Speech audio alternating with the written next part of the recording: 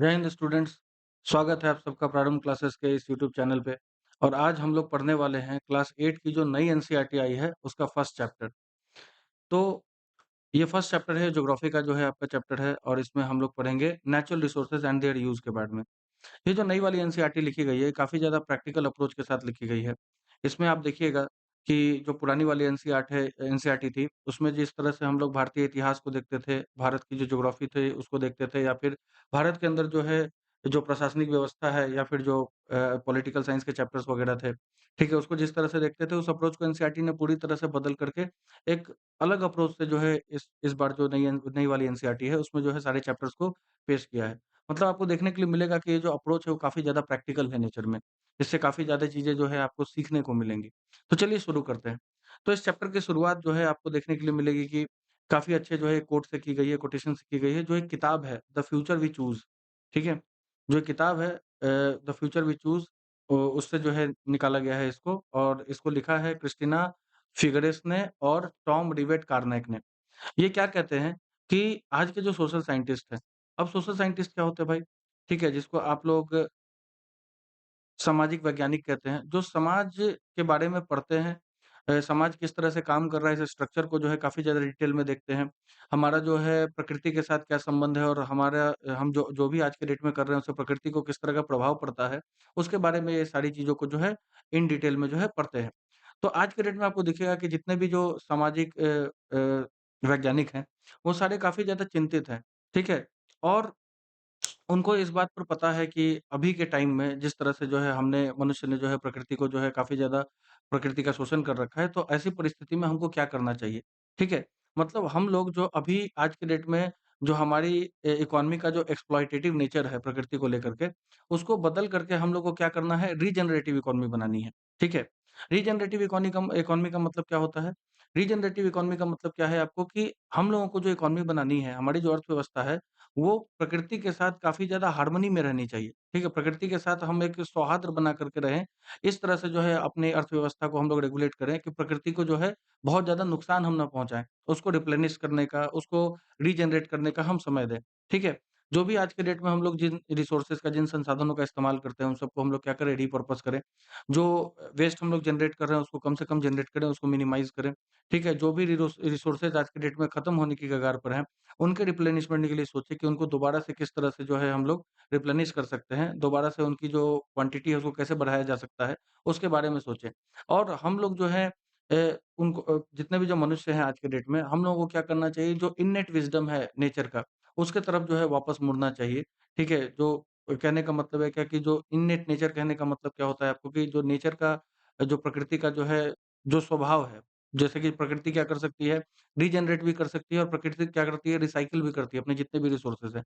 तो हम लोग को प्रकृति से सीखना चाहिए, ठीक है? कि जिस तरह से प्रकृति जो है रिसाइकिल करती है, चीज़ों को रीजनरेट करती है, हम लोग भी क्या करें, ठीक है, अपने संसाधनों को उसी तरह से रीजनरेट करें और रिसाइकिल करके चलें, ताकि ये संसाधन भविष्य में भी जो है बहुत लंबे समय तक आने वाली जो हमारी पीढ़ियाँ हैं, उनके काम आ सके।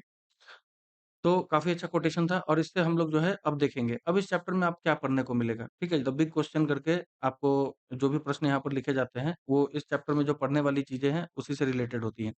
तो आपको देखिए, तो हम लोग क्या करते हैं, सबसे पहले पढ़ेंगे कि हम लोग जो है नेचुरल रिसोर्सेज़ का कैटेगराइज़ेशन किस आधार पर किए, उसका वर्गीकरण किस आधार पर किए। उसके बाद हम लोग पढ़ेंगे क्या, कि जो नेचुरल रिसोर्सेज़ का जो डिस्ट्रीब्यूशन है, और जो जीवन के जो अलग-अलग पहलू हैं, उनके बीच में क्या संबंध है, उसको हम लोग जानने की कोशिश करेंगे। उसके अलावा अगर हम लोग जो है अनसस्टेनेबल यूज़ जैसे आज कर रहे हैं, तो उसके क्या-क्या परिणाम आपको देखने को मिल सकते हैं, ठीक है? जो एक्सप्लॉइटेटिव नेचर है आज के डेट में, हमने नेचुरल रिसोर्सेज़ को बहुत बुरी तरह से क्या कर रखा है, हमने प्रकृति का शोषण कर रखा है, रिसोर्सेज़ वगैरह की जो है सही से प्लानिंग नहीं कर रहे, ठीक है? तो इन सारी चीज़ों का जो है क्या आगे चल के परिणाम हमको भुगतना पड़ेगा, उन सारी चीज़ों के जवाब आपको इस चैप्टर में पढ़ने को मिलेंगे। यहाँ पर देखिए, यहाँ पर आपको 2 इमेजेस दिए गए हैं। एक इमेज में आपको दिखाया जा रहा है कि हिमाचल प्रदेश में किस तरह से एक छोटा-सा हाइडल प्लांट बनाया गया है, ठीक है? हाइडल प्लांट क्या होता है? इसको आप हाइड्रो इलेक्ट्रिसिटी प्लांट भी कहते हैं, मतलब पनबिजली, यानी पानी से जिस तरह से जो है बिजली बनाई जाती है, ठीक है? तो उसका एक प्लांट आपको जो है यहाँ पर दिखाया जा रहा है, और यहाँ बगल में आपको एक ऑफशोर पेट्रोलियम मतलब जहाँ पर एक्सट्रैक्शन किया जा रहा है आपको, ठीक है? ऑयल रिग बोलते हैं उसको। रिग कहने का मतलब जो ज़मीन के नीचे काफ़ी ज़्यादा अंदर इन डेप्थ में जो है ड्रिलिंग करके वहाँ से जो है पेट्रोल निकालती है, उस मशीन को कहा जाता है। ऑफशोर कहने का मतलब ये पानी में है, ठीक है? जो हमारा जो क्या कहते हैं कोस्ट लाइन है उससे काफ़ी ज़्यादा अंदर है, ठीक है? आपको पानी में देखने के लिए मिलेगा। तो इस तरह से आपको ये 2 इमेजेस दिखाई जा रही हैं, ठीक है? इन दोनों इमेजेस में आपको दिखाया जा रहा है क्या? कि आप खुद अनुमान लगा सकते हैं। एक ऐसा आप रिसोर्स का इस्तेमाल कर रहे हैं जो क्या है, आपको रिन्यूएबल है। मतलब पानी जो है पानी एक बहुत लंबे समय तक जो है धरती पर रहने वाली है, ठीक है? पानी आज भी जो है बहुत अच्छे खासे अमाउंट में धरती पर है बट हमने क्या किया है उसको प्रदूषित कर रखा है, ठीक है? तो आपको देखने के लिए मिलेगा कि जो रिन्यूएबल सोर्सेज़ ऑफ एनर्जी होती हैं, ठीक है? एक तरफ उसका इस्तेमाल किया जा रहा है जिससे आप अनंत काल तक जो है क्या कर सकते हैं उसको रिन्यू करके एनर्जी बना सकते हैं। दूसरी तरफ आपको यहाँ देखने के लिए मिल रहा है कि पेट्रोलियम को निकाला जा रहा है। आपको पता है कि पेट्रोलियम एक नॉन रिन्यूएबल रिसोर्स होती है। नॉन रिन्यूएबल रिसोर्स कहने का मतलब एक समय ऐसा आएगा जब धरती से पेट्रोलियम खत्म हो जाएगा, ठीक है? तो हम लोगों को बहुत ही सोच समझ के ज़िम्मेदारी के साथ आपको जो है इसका इस्तेमाल करना चाहिए और इसके लिए जो है बेटर अल्टरनेटिव्स भी ढूँढने चाहिए। ताकि फ्यूचर में जब इसकी स्कार्सिटी हो, तो हम लोग उसके मतलब बगैर भी जो है अपने जो भी काम वगैरह है उसको का मतलब आसानी से कर सकें। ठीक है? क्योंकि एनर्जी नीड्स तो बिना एनर्जी के तो आज के डेट में आज की दुनिया में कुछ होने वाला है नहीं। तो चलिए, तो when does nature become a resource?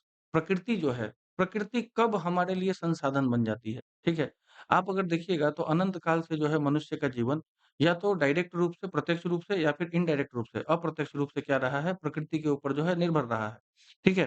तो पहले हम लोग देखेंगे क्या कि प्रकृति के जो नेचर शब्द है उसके बहुत सारे अर्थ आपको निकलने को मिल सकते हैं। उसका एक अर्थ क्या होता है भाई कि जो totality of life and non life forms हैं, ठीक है? जो कि हमारे एनवायरनमेंट का हिस्सा है। प्रकृति को हम क्या समझ सकते हैं कि हमारे एनवायरनमेंट में जितनी भी जो है जीवित और जो मृत चीज़ें हैं, जिसका निर्माण या जिसका जन्म जो है मनुष्य के द्वारा नहीं हुआ है, ठीक है? जिसको ह्यूमन्स ने क्रिएट नहीं किया है। आप आज के डेट में अपने पर्यावरण में जो कुछ भी चीज़ें देख रहे हैं, हम लोग क्या देखते हैं? जीव-जंतुओं को देखते हैं, पेड़-पौधों को देखते हैं। उसके अलावा हम लोग क्या देखते हैं? ज़मीन देखते हैं, मिट्टी देखते हैं, पहाड़ देखते हैं, पानी देखते हैं, हवा देखते हैं। तो ये सारी चीज़ें ऐसी हैं जो प्रकृति में हैं, लेकिन उसको हमने नहीं बनाया। तो ये सब मिल कर के क्या होता है? नेचर है, ठीक है? नेचर शब्द का मतलब ही यही है कि हमारे पर्यावरण में पाई जाने वाली वो सारी जीवित और निर्जीव वस्तुएँ जिसका निर्माण मनुष्य ने नहीं किया है, जिसको हमने नहीं बनाया है, ठीक है? अब देखिए, जब इंसान इन सारी चीज़ों का इस्तेमाल अपने जीविकोपार्जन के लिए करता है, अपने आप को सस्टेन करने के लिए करता है, ठीक है? अपने जीवन को चलाने के लिए करता है या फिर इससे जो है कुछ नई चीज़ों का निर्माण करता है, ठीक है? तो हम जो कि जिस जि मतलब जो भी नई चीज़ें जो है हम इससे बनाएँगे, वो हमारे कंज़म्पशन के लिए होंगी, ठीक है? तो हम लोग क्या कहेंगे कि तब नेचर क्या हो जाएगा हमारे लिए रिसोर्स बन जाएगा। प्रकृति कब संसाधन बनती है? जब मनुष्य क्या करता है, प्रकृति जो भी हम लोगों को चीज़ें दे रही है, चाहे वो सजीव है या निर्जीव है, उसका इस्तेमाल हम अपने जीवन को जो है आसान बनाने के लिए, अपने जीवन को चलाने के लिए या फिर उपभोग की वस्तुओं को बनाने के लिए जब हम उसका इस्तेमाल करते हैं, तो हम मानते हैं कि भैया प्रकृति हमारे लिए क्या हो गया है, अब ये बन चुका है, संसाधन बन चुका है, रिसोर्स बन चुका है। जैसे आपको पता है कि हमारे जो एनवायरनमेंट में ट्रीज़ पाए जाते हैं, मतलब पेड़ जो है हमारे एनवायरनमेंट का हिस्सा है, ठीक है? हम जैसे इंडिपेंडेंटली जीवन जीवन जी रहे हैं, उसी तरह पेड़-पौधे भी जो है अपना इंडिपेंडेंटली जीवन जी रहे हैं। लेकिन हम क्या करते हैं कि जब उनको काट करके उनके जो है लकड़ियों से हम लोग क्या बनाते हैं, फर्नीचर बनाते हैं, ठीक है? तो हम लोगों ने क्या किया, पेड़ों का इस्तेमाल किया रिसोर्स के रूप में।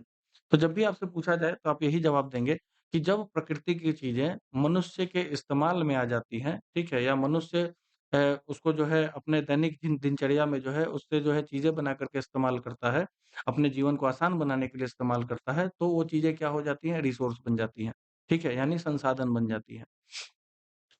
आप देखिए, उसके बाद देख लीजिए तो ज़रूरी नहीं है कि जितनी भी प्राकृतिक चीज़ें जो है वो आसानी से आपको मिल जाएँगी। बहुत सारी ऐसी चीज़ें हैं जिसको आसानी से निकालना पॉसिबल नहीं होता है। जैसे कोयला हो गया, पेट्रोलियम हो गया, वो सारी चीज़ें जो हैं आपको इतनी आसानी से नहीं मिलेंगी जितने आसान से पेड़ मिल जाते हैं आपको। ठीक है? पेड़ आप जाते हैं, जंगलों में आपको देखने के लिए मिलेगा।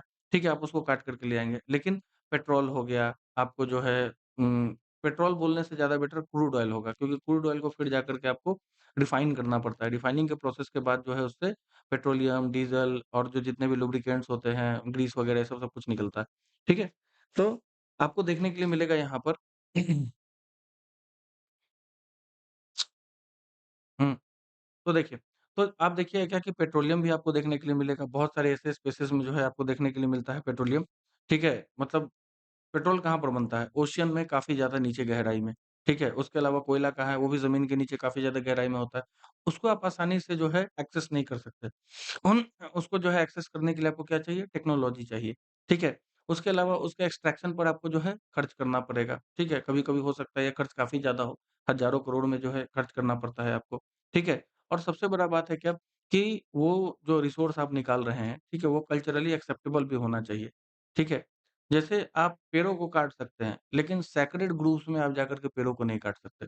अब आप बोलेंगे सैक्रेड ग्रुव्स क्या होता है? बहुत सारे स्टेट्स में, ठीक है, कुछ ऐसे जंगल हैं जिनको वहाँ के रहने वाले लोकल लोग बहुत ही पवित्र मानते हैं। जैसे अगर आप मेघालय में चले जाएँ, ठीक है? तो मेघालय में अगर आप चले जाएँ, तो आपको मेघालय में देखने के लिए मिलेगा कि वहाँ पर जो है बहुत सारी ऐसी जनजातियाँ रहती हैं, ठीक है? जो वहाँ पर बहुत सारे जंगलों को जो है सेक्रेड मानती हैं, पवित्र मानती हैं अपने लिए, ठीक है? तो वहाँ पर जो है आपको किसी भी तरह से जो है पहाड़ी इंटरफेरेंस बिल्कुल भी अलाउड नहीं है, आप वहाँ से एक पत्ता लेकर के नहीं आ सकते, ठीक है? तो आप देखिएगा क्या कि इनको सेक्रेड ग्रुप्स कहा जाता है। तो मतलब आप जनरली किसी नॉर्मल पे जंगल से जो है पेड़-पौधों को काट सकते हैं, लेकिन जो सेक्रेड ग्रुप्स हैं, वहाँ से आप पेड़-पौधों को नहीं काट पाएँगे। इसीलिए कि तो आप देखिएगा तो क्या ये जो है, ये जो पेड़ हो जाएँगे जो कि सेक्रेड ग्रुप्स में पाए जाते हैं, आपके लिए रिसोर्स हो जाएँगे? नहीं, ठीक है? किसी भी नेचुरल सब्सटेंस को, ठीक है? या फिर आप कह सकते हैं कि किसी भी जो है नेचर के द्वारा दी गई चीज़ को, नेचुरल थिंग को जो है रिसोर्स बनने के लिए 3 बातों को क्वालीफाई करना पड़ता है। फॉर एग्ज़ाम्पल, ठीक है? आपने देखिएगा यहाँ पर लिखा हुआ रहेगा, आपको 3 शब्द हैं, आपको इन इन बातों को समझना पड़ेगा थोड़ा-सा, ठीक है? तो पहला शब्द है क्या? टेक्नोलॉजिकली एक्सेसिबल, ठीक है? दूसरा है आपको इकोनॉमिकली फ़ीज़िबल और तीसरा है आपको कल्चरली एक्सेप्टेबल। कोई भी वस्तु तभी रिसोर्स बन सकती है, जब वो इन तीनों शब्दों का जो है अच्छी तरह से डिफाइन कर दे। फॉर एग्ज़ाम्पल आप एक बात को समझिए, ठीक है? जैसे कि मान लीजिए ये कोई पुराना प्राचीन मंदिर है, ठीक है? ये कोई पुराना प्राचीन मंदिर है, मैंने यहाँ पर एक छोटा-सा मंदिर का जैसा स्ट्रक्चर बना दिया है, ठीक है? ये बहुत ही प्राचीन मंदिर है, लोगों की श्रद्धा भावना है, लोग यहाँ पर आकर के अपना पूजा-पाठ करते हैं। आपको एक दिन पता चलेगा कि कुछ जियोलॉजिस्ट लोग आए और यहाँ पर जो है इन लोगों ने इस मंदिर के आस-पास के इलाके में कुछ परीक्षण किए और उनको पता चला कि यहाँ पर क्या है आपको बहुत ही ज़्यादा लार्ज स्केल में कोयला है, ठीक है? या फिर मान लीजिए कोयला ही मान लेते हैं हम लोग या फिर पेट्रोलियम मान लीजिए, ठीक है? कुछ भी मान लीजिए जो आपको सही लगे, ठीक है? तो पेट्रोलियम है यहाँ पर। अब आपको देखना है क्या कि क्या ये रिसोर्स बन सकता है या नहीं? ये रिसोर्स कब बनेगा? तो सबसे पहले हम लोग देखेंगे क्या इसको एक्सेस करने के लिए हमारे पास टेक्नोलॉजी है? तो हम लोग को पता चलेगा कि हाँ, हमारे पास ऑयल रिग्स हैं, जिसके द्वारा हम क्या कर सकते हैं, इसके नीचे से पेट्रोल निकाल सकते हैं। या फिर हमारे पास माइनिंग करने के लिए भी टेक्नोलॉजी है, जिसके द्वारा है हम क्या कर सकते हैं, इसके अंदर जो कोयला वगैरह है, उसको आसानी से निकाल सकते हैं। दूसरी बात हम लोग क्या देखेंगे इसमें दूसरी बात हम लोग ये देखेंगे कि क्या हमारे पास अगर टेक्नोलॉजी है तो क्या हम उतना खर्च कर सकते हैं? पता चला कि भैया जिस अमाउंट में हमने पैसे खर्च किए, उतना ज़्यादा कोयला निकला ही नहीं। ठीक है, हमने पाँचों मतलब 500 करोड़ खर्च कर दिए इसको जो है रिग बैठाने में और उसके अंदर से पता चला कि 100 करोड़ का तेल निकला। तो ऐसी परिस्थिति में जो है नुकसान हो जाएगा। तो सबसे पहले हम लोग ये देखेंगे क्या कि क्या हम लोग इतना पैसा खर्च कर सकते हैं कि नहीं? तो फिर पता चलता है कि जियोलॉजिस्ट ने आँकड़ा लगाया है कि यहाँ पर तेल का जो है इतना भंडार है जो आगे आने वाले समय में 200-300 सालों तक चलेगा। तो चलिए हम पैसा भी इतना खर्च कर सकते हैं मतलब ये इकोनॉमिकली फ़ीज़िबल भी है। लेकिन इस मंदिर के नीचे से कोयला या पेट्रोलियम जो भी है, उसको बाहर निकालने के लिए इस मंदिर को ध्वस्त करना पड़ेगा।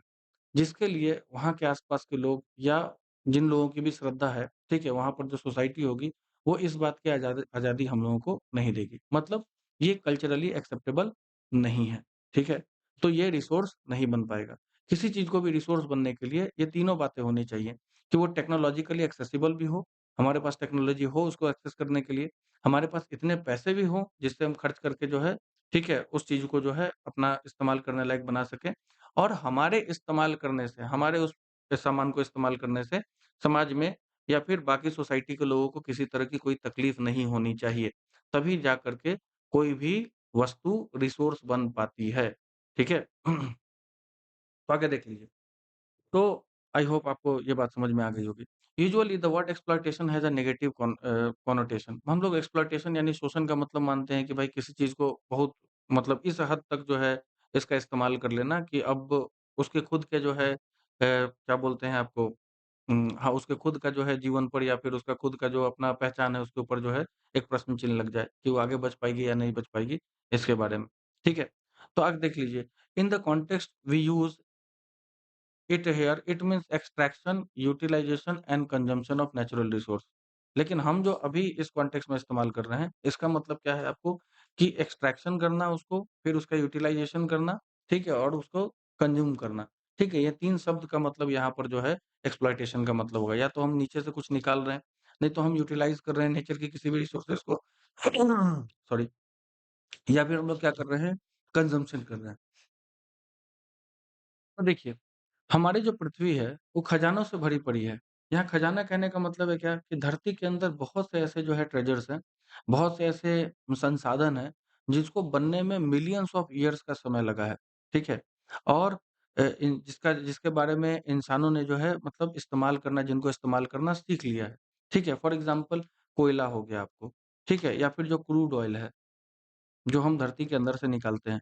इसको बनने में जो है मिलियंस ऑफ ईयर्स का जो है समय लगता है। बहुत लंबे समय तक इंसान क्या था इन सारी रिसोर्सेज़ से अनभिज्ञ था। लेकिन आज के टाइम में मॉडर्न टाइम में आपको देखिएगा कि इंसान जो है बहुत ही आसानी से इसका इस्तेमाल कर रहा है। लगभग हर क्षेत्र में हम इसका इस्तेमाल कर रहे हैं। ठीक है? तो आप देखिए तो इसमें आपको दिखेगा कि जो अभी ऑब्वियस वन है, जो आसानी से आपको दिख जाते हैं, इसमें क्या होता है आपको वाटर हो गया, एयर हो गया, सॉइल हो गया, ठीक है? पानी को भी धरती पर आने में बहुत लंबा समय लगा था। ठीक है? हवा भी जो है आपको बहुत लंबे समय के बाद जो है धरती का वातावरण बना था। इसके लिए आपको बहुत डिटेल में पढ़ना पड़ेगा कि जब पृथ्वी का जन्म हुआ था, तो उस समय के जो है पृथ्वी पे एकदम नरक जैसी परिस्थितियाँ थी। वोल्केनो इरप्शन वगैरह होते रहते थे, कोई एटमॉस्फियर वगैरह नहीं था। उसको हेडियन अर्थ का समय कहा जाता है। फिर समय के साथ-साथ जो है चीज़ें बदलनी शुरू हुई, परिस्थितियाँ बदलने शुरू हुई। ठीक है? धरती पर स्ट्रोमेटोलाइट्स आए, ऑक्सीजन वगैरह बनना शुरू हुआ और उसके बाद धरती का जो आज का हम लोग वायुमंडल देखते हैं, उसकी संरचना हुई। ठीक है? उसके अलावा देखिए तो ये सारी ऐसी चीज़ें हैं जो आपके रूप सामने प्रत्यक्ष हैं, जिसको आप प्रत्यक्ष रूप से देख सकते हैं। लेकिन बहुत सारी ऐसी चीज़ें जैसे कोयला हो गया, पेट्रोल हो गया, बहुत सारे ऐसे प्रेशियस स्टोन्स होते हैं जैसे डायमंड हो गया आपको, टोपाज़ हो गया, ठीक है? ये सारी चीज़ें जो हैं आपको धरती के अंदर से निकलती हैं। मेटल ओर्स निकलते हैं, आयरन ओर निकलता है, कॉपर जो है आपको वो निकाला जाता है, टिम्बर वगैरह हो गया। ये सारी चीज़ें जो हैं उतनी ज़्यादा ऑब्वियस नहीं मतलब उतनी ज़्यादा प्रत्यक्ष नहीं है हमारे रूप में। ये सारी क्या है चीज़ें, वो सारी चीज़ें हैं जो धरती हम मतलब धरती के खजाने हैं, जिसका इस्तेमाल हम लोग करते हैं। बहुत लंबे समय तक मनुष्य को ऐसा लगता था कि इन सारी चीज़ों की जो क्वांटिटी है वो अनलिमिटेड है। हम जितना भी चाहें उतना इस्तेमाल कर सकते हैं। लेकिन समय के साथ-साथ मनुष्य को ये बात समझ में आने लगी कि ये सारी चीज़ें भी एक लिमिटेड अमाउंट में है। ठीक है? और इसका इस्तेमाल हम लोग को अगर संयम से नहीं करेंगे, सोच समझ करके नहीं करेंगे, तो आगे चल के इनकी किल्लत हो जाएगी और इसमें से बहुत सारी ऐसी चीज़ें हैं, जिसका कोई अल्टरनेटिव हमारे पास अभी तक है भी नहीं। जैसे मिट्टी का कोई अल्टरनेटिव अभी तक हमारे पास है नहीं। ठीक है? आगे देखिए, तो अब आपको दिखेगा क्या कि यहाँ पर 2 इमेजेस और दिए हुए हैं। एक आपको दिख रहा है कि बी हाइव है यहाँ पर, मधुमक्खी का छत्ता है जिससे आप हनी निकालते हैं। दूसरा क्या है आपको जेंटल प्लॉइंग है, ठीक है? जेंटल प्लॉइंग कहने का मतलब है कि जो हम लोग बैल और हल से जो हम लोग खेती करते हैं, ठीक है? उसमें धरती के नीचे बहुत डीप पेनिट्रेशन नहीं होता, बहुत नीचे से मिट्टी नहीं उखड़ती है, ठीक है? आज के डेट में जो ट्रैक्टर वगैरह से जो प्लॉइंग हम लोग करते हैं, जो खेत की जुताई करते हैं, आप देखिएगा ट्रैक्टर में जो है बहुत ही ज़्यादा गहराई तक उसको जो है अंदर डाला जाता है। अब इससे मिट्टी को नुकसान क्या होता है? आप हमेशा याद रखिएगा कि मिट्टी के अंदर भी अपना एक इकोसिस्टम है। मिट्टी के अंदर भी बहुत सारा बायोलॉजिकल लाइफ है। मिट्टी की क्वालिटी किसी तरह से अनुमान लगाई जाती है। अगर आपको कहीं की मिट्टी चेक करनी है कि मिट्टी अच्छी है या खराब है, तो आप वहाँ की मिट्टी में थोड़ी-सी खुदाई करें। अगर आपको किसी भी तरह का लाइफ वहाँ पर दिख रहा है, मतलब वो मिट्टी बहुत अच्छी है। ठीक है? अगर वहाँ पर आप खुदाई करते हैं, वहाँ पर किसी भी तरह का लाइफ फॉर्म आपको नहीं दिखता है, तो हम लोग मान के चलते हैं कि वो मिट्टी बिल्कुल भी सही नहीं है, ठीक है? एग्रीकल्चर के लिए तो और भी सही नहीं। तो अब देखिए यहाँ पर, तो पहले के टाइम में क्या होता था या फिर जो जो लोग भी जो बैल और हल का इस्तेमाल करते थे, तो हल बहुत ज़्यादा डीप मिट्टी के अंदर खुदाई नहीं करता है।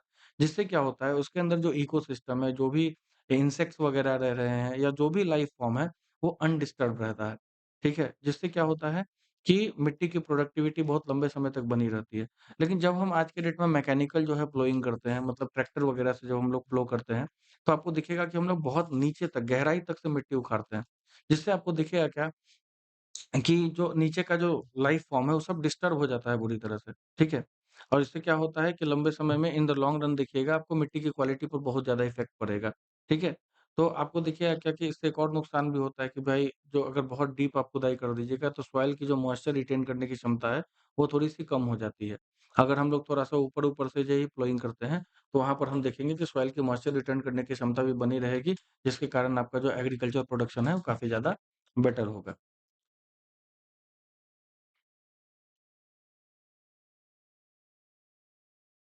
ठीक है? तो देखिए, तो यहाँ पर देखिए कितनी अच्छी बात कही गई है। यहाँ पर कहा गया है कि बहुत सारे जो है हमारे देश के अंदर ऐसे ट्रेडिशंस हैं, जहाँ पर हम लोग नेचर को काफ़ी ज़्यादा क्या मानते हैं? पवित्र मानते हैं, हम लोग उनकी पूजा करते हैं। ऐसे भी जो हिंदू समाज है, ठीक है? जो सनातन समाज है, वो बहुत लंबे समय से प्रकृति पूजा की ही रहा है।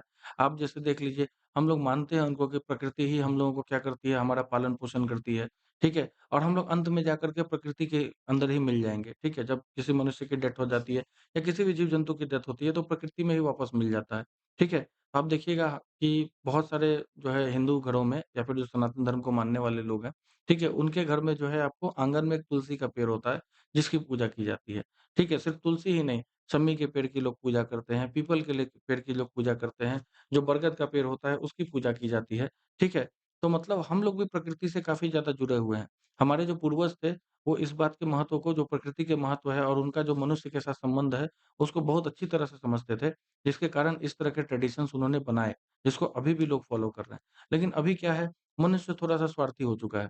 ठीक है? वो प्रकृति को अंधाधुंध तरीके से जो है प्रकृति का शोषण कर रहा है। ठीक है? मतलब जिस लेवल पर जो है आप देखिएगा क्या कि हम लोग जो है अब प्रकृति के बारे में सोचना बंद कर दिए हैं। हम लोग परिणाम के बारे में सोचना बंद कर दिए हैं कि जिस तरह से हम लोग जो है आज के डेट में जो प्रकृति का शोषण कर रहे हैं, आगे आने वाले टाइम में उसके कितने भयावह परिणाम हो सकते हैं, जिसको भुगतना भी मनुष्यों को ही पड़ेगा। चलिए। यहाँ पर देखिए थिंक अबाउट इट में कहा जा रहा है कि आप थोड़ा-सा समझ लें और उसके बाद आप देखिए कि आपके आस-पास जो है किस-किस तरह की चीज़ें पाई जाती हैं, ठीक है? और हर एक चीज़ का ओरिजिन क्या है?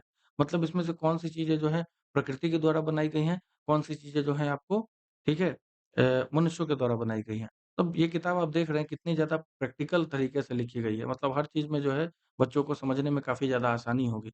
इस तरह से इस किताब को लिखा गया है।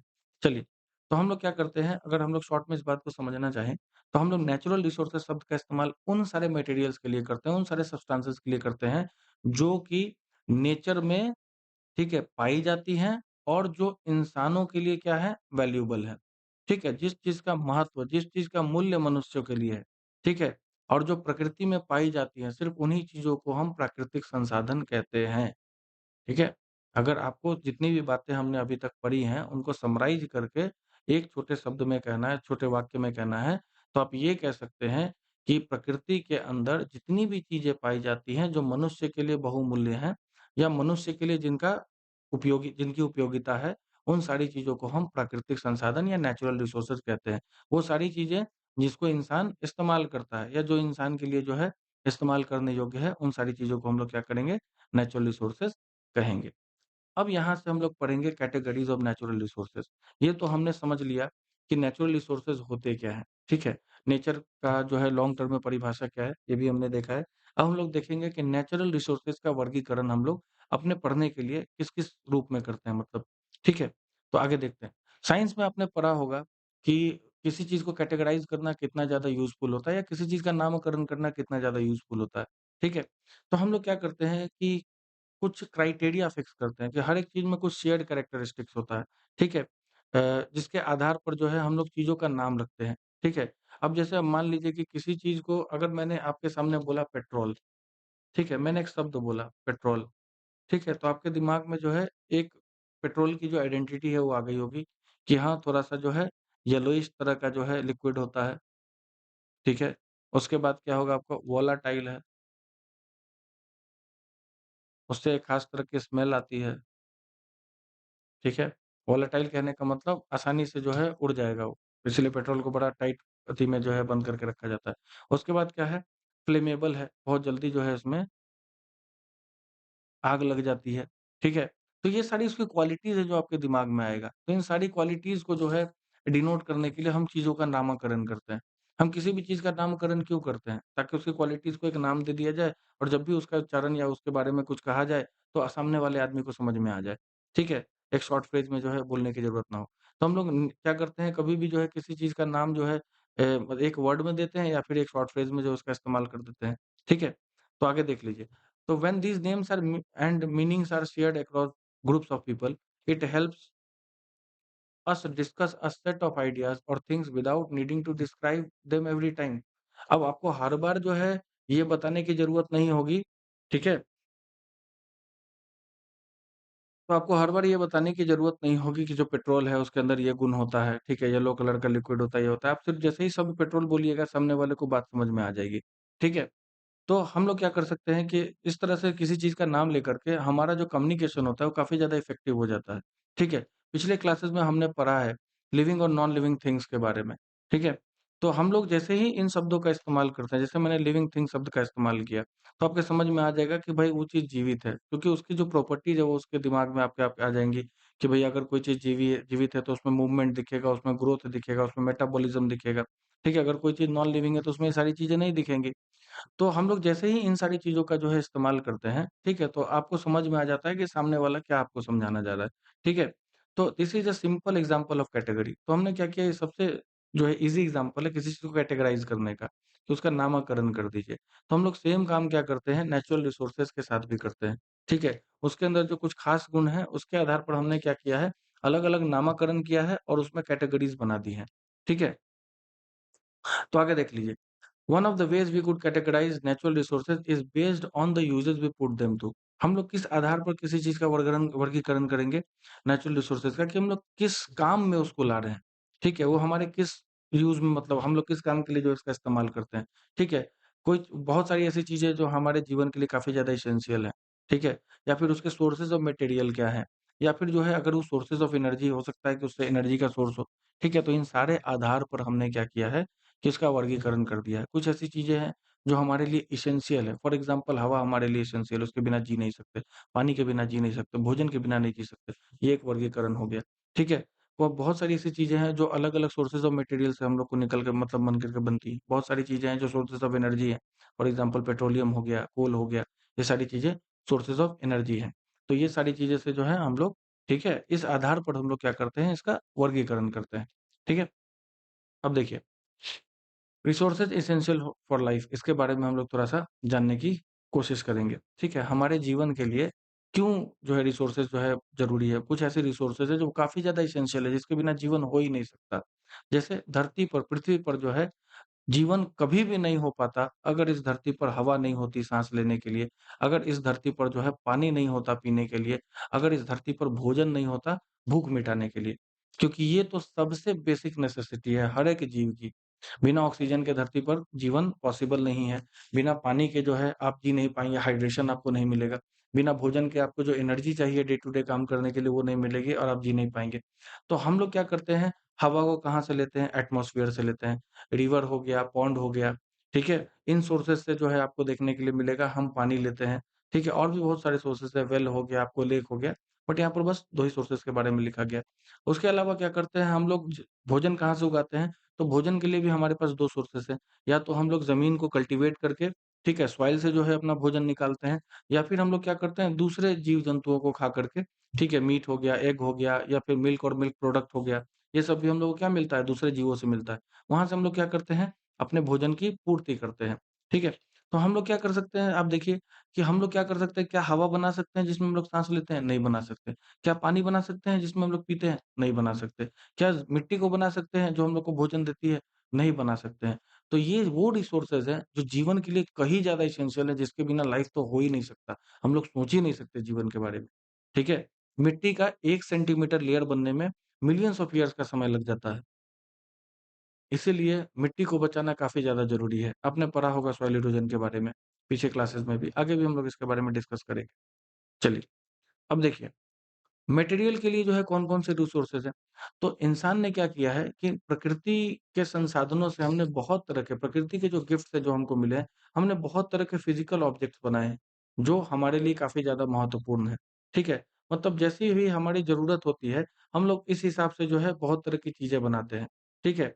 वैसे कहने का मतलब है कि हम लोग बहुत सारी कभी-कभी खूबसूरत चीज़ें बनाते हैं, जिसको देख कर के हम लोग काफ़ी ज़्यादा आनंदित होते हैं। कभी-कभी हम लोग दूसरे जो है कामों के लिए जैसी हमारी ज़रूरत होती है, उस तरह की चीज़ें बनाते हैं। जैसे एक लकड़ी का अगर टुकड़ा है, ठीक है? तो उसको आप चेयर भी बना सकते हैं, ठीक है? उसके उसका जो है आप कुर्सी भी बना सकते हैं, जो आपके बैठने के काम में आ जाएगी या फिर आप उससे कोई भी स्टैच्यू बना सकते हैं, आप बुद्ध की प्रतिमा बना सकते हैं, जो देखने में आपको काफ़ी ज़्यादा खूबसूरत लगेगी। एक जगह रखी होगी तो आपको मन को भी थोड़ा-सा शांति मिलेगी, इंस्पिरेशन उनसे मिलता है बहुत सारे लोगों को, ठीक है?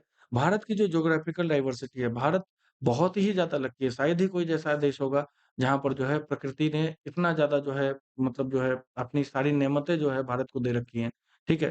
तो आपको दिखेगा क्या कि भारत में बहुत ही अलग-अलग तरह के wide variety of natural resources हैं, ठीक है? वुड से लेकर के मतलब लकड़ी से लेकर के संगमरमर तक और कोयला से लेकर के सोना तक, सब कुछ भारत में मिलता है, ठीक है? शायद ही कोई ऐसा चीज़ होगा जो भारत में बिल्कुल नहीं मिलता हो। कम अमाउंट में मिलता है बट मिलता है, जैसे पेट्रोल भी हमारे पास है। आज के डेट में हम लोग को पेट्रोलियम दूसरे देशों से खरीदना पड़ता है, भारत एक बहुत बड़ा इम्पोर्टर है, लेकिन हमारे पास भी पेट्रोलियम निकलता है, वैसा नहीं है, डिगबोई हो गया, बॉम्बे हाई हो गया, हमारे यहाँ पे निकलता है बट वो क्वांटिटी जो निकलती है वो पूरी नहीं पड़ती है, ठीक है? तो ये हो गया, दूसरा क्या है कि भाई रिसोर्सेज़ और मटेरियल्स हमने देख लिया। एक तो देख लिया कि कुछ ऐसे रिसोर्सेज़ हैं जो लाइफ़ के लिए एसेंशियल है, जिसके बिना लाइफ़ नहीं होगा। एक ऐसे रिसोर्सेज़ है जिससे आप मटेरियल्स बना सकते हैं। लकड़ी एक ऐसा रिसोर्सेज़ है जिससे आप बहुत तरह की चीज़ें बना सकते हैं, ठीक है? आप उससे अलग-अलग उसको मॉडिफ़ाई करके आप क्या कर सकते हैं अ क्या कर सकते हैं, आपको पेन स्टैंड बना सकते हैं। आप उससे जो है लकड़ी के बहुत तरह के सामान बनते हैं आपको, ठीक है? वो रोटी-वोटी बेलने के लिए जो ये होता है, वो भी आप बना सकते हैं। क्या बोलते हैं उसको? बेलन वगैरह, ठीक है? तो ये सारी लकड़ियों की ही बनी हुई चीज़ें होती हैं। तो इसमें आपको दिखाया गया है इस पैराग्राफ में कि बहुत सारी ऐसी रिसोर्सेज़ हैं जिसको हम मॉडिफ़ाई कर सकते हैं, अपने ज़रूरत के हिसाब से, ठीक है? और ऊपर वाले पैराग्राफ में हमने पढ़ा था कि लाइफ़ के लिए जो रिसोर्सेज़ एसेंशियल है, जो हम बना नहीं सकते, जो धरती के द्वारा हमको दी जाती है। अब आ जाइए, रिसोर्सेज़ फॉर एनर्जी कहते हैं हम लोग, ठीक है? अब तो आप खुद सोचिए आज के डेट में एनर्जी के बिना, ठीक है? या फिर ऊर्जा के बिना जो ये हमारा आधुनिक जीवन है, मॉडर्न लाइफ़ है, इसको आप सोच सकते हैं? नहीं सोच सकते। आज अगर बिजली नहीं हो, तो आपके लैपटॉप, कंप्यूटर, मोबाइल फ़ोन्स, ठीक है? मोबाइल फ़ोन तो आज के डेट में बहुत ही ज़्यादा इम्पोर्टेंट नेसेसिटी है। क्यों?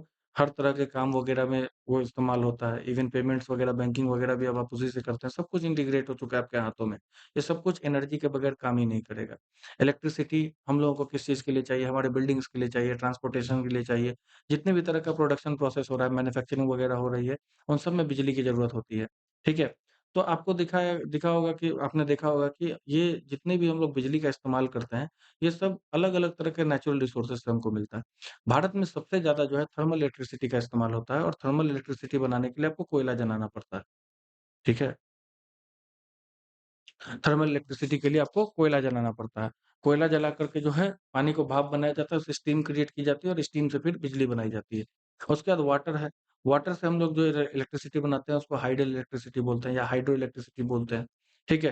पेट्रोलियम वगैरह है उससे आपका जो जितना भी ट्रांसपोर्टेशन है, अगर हेवी व्हीकल है तो उसके लिए डीज़ल इंजन होता है, जो लाइट व्हीकल्स होते हैं उसके लिए आपको पेट्रोल इंजन होता है। नेचुरल गैस है, नेचुरल गैस आपको पता है नेचुरल गैस में सबसे ज़्यादा मीथेन होता है CH4, ठीक है? इसका इस्तेमाल हम लोग करते हैं, ठीक है? सनलाइट से जो है सोलर एनर्जी बनती है, सोलर पैनल्स का इस्तेमाल करके हम लोग उससे भी आज के डेट में एनर्जी बना रहे हैं। विंड जो है विंड मतलब हवा से जो है पवन चक्की इसका इस्तेमाल करके विंड मिल का इस्तेमाल करके हम लोग क्या कर रहे हैं, ठीक है? एनर्जी बना रहे हैं, ठीक है? तो आपको दिखेगा क्या कि ये सारे वो रिसोर्सेज़ हैं जिसके द्वारा हम एनर्जी बना सकते हैं। लेकिन आपने देखा होगा कि उसमें से कुछ ऐसे रिसोर्सेज़ जो समय के साथ खत्म हो जाएँगे। और कुछ ऐसे रिसोर्सेज़ हैं, जो आप बहुत लंबे समय तक इस्तेमाल कर सकते हैं और बार-बार रिन्यू होते रहेगा। जैसे सोलर एनर्जी है, सूरज खुद रोज़ जो है आपको सुबह निकलेगा और शाम को डूबेगा और ये अनंत काल तक चलने वाला समय है। सूरज का भी एक आयु है, लेकिन उससे पहले ही मानव सभ्यता खत्म हो जाएगी, जब तक सूरज अपने आयु को पूरा करेगा। इसलिए हम लोग कहते हैं कि लगभग अनंत काल तक ये आपको मिलने वाला है और 100% क्लीन एनर्जी रिसोर्स है, ठीक है? इससे 1 पैसे का भी प्रदूषण नहीं होता। जैसे थर्मल इलेक्ट्रिसिटी है, हम जब कोयला जलाते हैं तो उससे काफ़ी ज़्यादा प्रदूषण फैलता है। लेकिन ऐसा सोलर एनर्जी के साथ नहीं है, हाइडल एनर्जी के साथ नहीं है, ठीक है? आप देखिएगा नेचुरल गैस है, CH4 भी बर्न होगा तो थोड़ा आपको जो है ये ग्रीन हाउस गैस जो है एमिशन होगा ही होगा, ठीक है? तो उससे भी काफ़ी ज़्यादा नुकसान तो चलिए तो ये सारी चीज़ें जो हैं, जिसको हम लोग आज की डेट में मानते हैं कि इसमें हमने पढ़ा कि जो एनर्जी के हमारे पास क्या-क्या रिसोर्सेज़ हैं। तो आज के लिए जो ये हमारा पहला लेक्चर है, ठीक है? उसको हम लोग यहीं पर ये करेंगे, आपको रोकेंगे और नेक्स्ट जो लेक्चर आएगा, इसका जो पार्ट 2 आएगा, उसमें हम इसको आगे कंटिन्यू करेंगे। अगर इस चैप्टर में अभी तक जो हमने पढ़ा है, उससे रिलेटेड आपके कोई भी क्वेश्चन है, तो आप कमेंट सेक्शन में डाल सकते हैं, मुझसे आप पूछ सकते हैं इसके बारे में। मैं आपके जितने भी डाउट्स हैं, उसको ज़रूर क्लियर करूँगा। तो आज के लिए इतना रहने देते हैं। That's all for today. God bless you.